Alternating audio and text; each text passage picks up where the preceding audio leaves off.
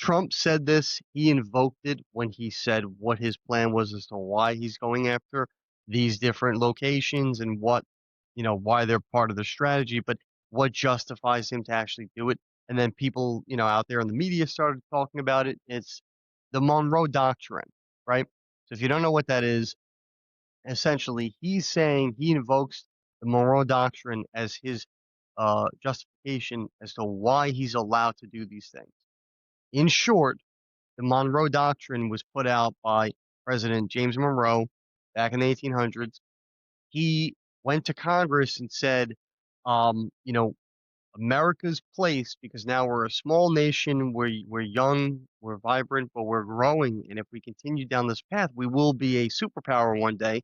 But on the west side of the world at that time, you still really didn't have any nations built up yet because the West really wasn't a part of the world that had its story yet. It was still a lot of like small tribal people, but not any big nations. America was the first real big nation in the West. You had empires back in the day, but it wasn't like a nation and a country like America where it was a solidified, you know, governing system, right? So America was really the first nation at that time. And then they were quickly on their way to becoming the superpower.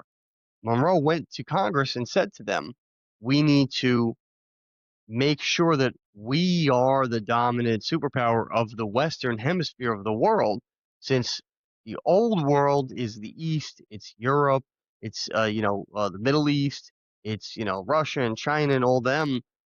We're building something new here on the west side of the world, on the west side of the globe, and we need to be able to defend and protect it so that Europe and those countries over there don't come and conquer this side and spread what they got going on over there over here. We're trying to build something new, right? And the backing of that came from the fact that God had ordained the United States to even become a country, right? Even be founded and turn into a country and then defeat Great Britain, the greatest empire in world history at that time. Way bigger than us. We should have lost several times, but we kept winning. Um, he allowed this country to exist. So it was like we were on a mission from God to be a nation and defend this side of the world. So he basically took this to Congress. They agreed and invoked the Monroe Doctrine, which essentially America was declaring we have the right to protect the western side of the world, and we're going to do that. And we're going to take certain measures in order to do that, even if the other countries or whoever involved don't agree, we're going to do it anyway because we have to protect the side of the world. Now, it has nothing really to do with the United States because it's the government's not saying we're doing this to our people, whether you like it or not. The people's rights were upheld and protected. It was we're doing this to everything outside of the United States borders in order to protect everything inside the United States borders, right? So it was a Yes, big plan and a strategy to of do that. course. You go into detail about all this and you learn why this was the case, right? So look at the Monroe Doctrine as what it is, and then look at the historical timeline of that, right? James Monroe was the last founding father. So this guy actually helped create America. He was there during the founding, right?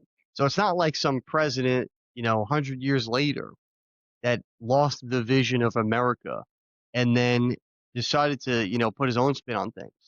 He was coming from a place of, you know, we're going to continue on with the vision of the founding fathers. And oh, by the way, I was one of them, right? I was the last one. He actually fought in the American Revolutionary War. So he knew that like, you know, this was something that was justified. It was right. And it didn't violate any Americans' rights. It didn't, do anything that was counter, productive or intuitive to what the founding fathers' vision for this country was. It was a way of now protecting all that for the future and continuing to let the American empire build and grow and develop the western side of the world, right? We basically were Absolutely. taking control and saying, we're going to represent everybody on the west. Great Britain, you basically control everything on the east and then some other nations out there. You stay on your side, we stay on our side with all those other nations. At this time, Great Britain was actually a nation on the East that backed this. They backed the Monroe Doctrine. They agreed with us. So we we fought a Revolutionary War with them in the 1700s. Then we fought another war with them, War of 1812. They lost every time. We won. Finally, you know, conceded and said, "Okay, you guys are doing your own thing. Just, you know, you're doing your thing. You stay on your side of the fence. We stay on ours." And then when Monroe did this, he actually got the backing of Great Britain. They agreed. They said, "Yeah, this is a good idea. You do that. You which is protect huge for those times. Yeah, you protect the west side of the world. We'll stay out of your business. We'll leave you alone. We want to own and control the East. We're Great Britain. We want to continue our superpower over here. So we'll play nicely and we'll back you." At the time, same thing that's going on today, except a little different. You had the French. This was right after Napoleon had ended. He had died, and that was the end of his regime. And Napoleon was basically the same, like the Maduro of the French. Like he conquered, France, everything, and then started going around the world trying to become like a, conqueror, right? You had the French, you had the Russians. They were trying to creep up from the north and sneak their way into the colonies and have their influence and maybe even conquer us as well. And you had a whole bunch of other nations. Spain was still around. Spain was way earlier. The Spanish nation, they really helped with the founding of America with Columbus. They funded his mission, but then later on, they became this really corrupt nation. They rivaled Great Britain. They fought Great Britain. Great Britain won, but they were still trying to you know, rebuild their empire. So you had all these nations on the east that were trying to sneak their way into America and take us down from the inside out and conquer us and then make us part of them, right? That's right. It's ironic that Great Britain was the only nation that actually backed this Monroe Doctrine and agreed with it, you know, and it helped America set up the West, all of the West, and then eventually all these other things unfolded out of that. But the important key takeaways are number one, James Monroe was a founding father. So this was in line with the vision of the founding fathers who originally started this nation. Number two, he was a Christian. And so was John Quincy Adams, who was I think, was Secretary of State at the time, and then later became the president. He helped him draft this too. John Quincy Adams was the son of John Adams, the second president, right? Another founding father. And these guys were also Christians. So this was this was like one of the last visions of the founding fathers that made it into American law and politics. So in my opinion, but also in the founding fathers and the early people who started this country's opinion, this is totally justified.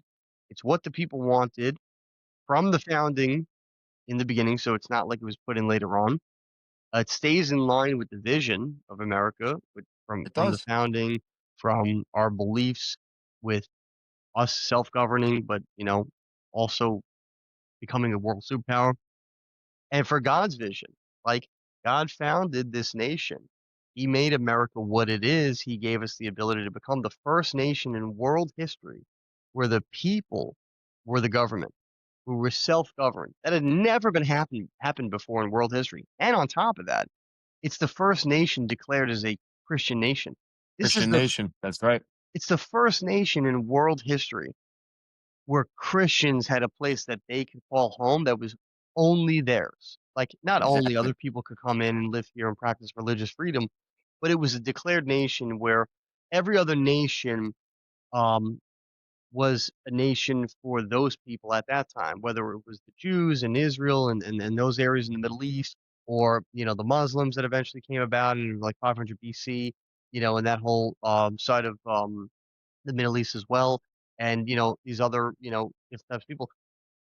This is the first time in world history a nation was a Christian nation and not any other thing before. It was like the Indians, believed in like spiritualism and stuff like that, and they worshiped gods That's and it. stuff like that, but they never had a nation and they never had it declared as being one religion, right? This is the first nation in the world that was a self-governed nation and the first nation in the world that was a Christian nation, right? So God ordained this country Yes, he did. and he ordained the people who set up this government, this way of, doing things. And they decided we're going to be the protectors of the West. We're going to be like the guardians of the galaxy for the West Which or is what whatever you we want to. are. Yeah, exactly.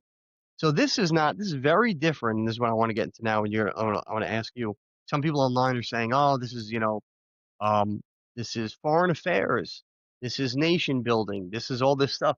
It's not. The Monroe Doctrine is the opposite of that. Maybe not the opposite, but different. It's a way for America to protect the West from the East and to protect it from, you know, bad ideas coming in and, infiltrating and brainwashing this side of the world, but also bad, politics and everything coming in and manipulating it. This is what China's doing. This is what China's doing with Panama Canal, trying to infiltrate. This is what Russia's trying to do with, sneaking in with Greenland and all this stuff, like why we need all these things. 100%. America's justified because of the Monroe Doctrine, but also because God ordained this country to do all this stuff, to protect the West, and we have every right to defend it. And if that means going into another country or taking over a body of water or whatever, not forcefully, because that is foreign affairs, Peace through strength. peace through strength, but also through agreement, through treaties, through negotiating, through things like that. What Trump is doing, he's not going in and conquering a nation. He didn't even go in and take over Venezuela and appoint a president. He went in, took out their corrupt president, and then is holding the fort to stabilize things until they get somebody elected in that they want, right? Correct. That's not nation building or conquering. That doesn't That's sound like a dictator to me conquering a country. no. And Just how is saying. that any different than going after Hitler during World War II and taking him out and then letting the German people restore that nation themselves, but at least Exactly. taking out the dictator from ruining the rest of the world, right? It's the same thing.